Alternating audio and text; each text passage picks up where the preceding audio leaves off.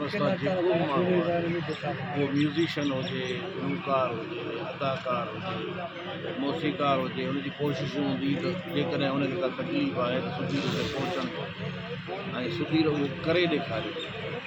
मूंखे त हिते पोइ ख़बर पई त जेको हुनजो पंहिंजो ॻोठु या ॻोठ जे आस पास में जेके ग़रीब मिसकिन बेकोच माण्हू रहनि पिया,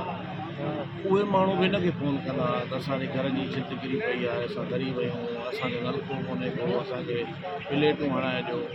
ऐं सुधीर हुनजी ॻाल्हि ॿुधी हुनखां पोइ दोस्तनि खे फ़ोनूं कंदो हो, दादा हाणे महिरबानी कयो, मदद कयो। माना हू इन ॻाल्हि में लजी न थींदो हो त मां दोस्तनि खां पिना थो, हू सम्झंदो हो त ख़ुदा करण जो कमु आहे, उहो करिणो आहे मूंखे ऐं करे पियो। ख़ुदा हुनखे हुन राह ते हलायो ऐं दोस्त जेके बि आहिनि उहे सिंध में हुजनि, पाकिस्तान में हुजनि, सऊदी दुबई में हुजनि, जिथे बि रहनि था, उन्हनि जो एतमाद सुधीर ते भरपूर हूंदो हो,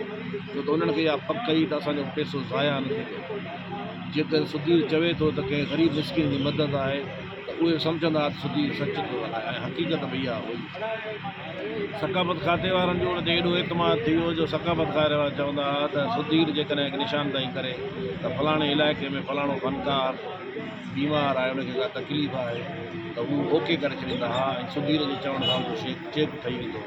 ऐं सुधीर उहो खणी उन्हनि जे घर ताईं पहुचाईंदो। अहिड़ो माण्हू अॼु असां में न आहे यार, ॾाढी तकलीफ़ आहे छो त अहिड़ा माण्हू सभिनी में पैदा थींदा आहिनि। अॼु उहो असां में न आहे,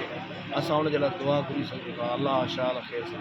जन्नत फिरदौस में जॻह अता फरमाए।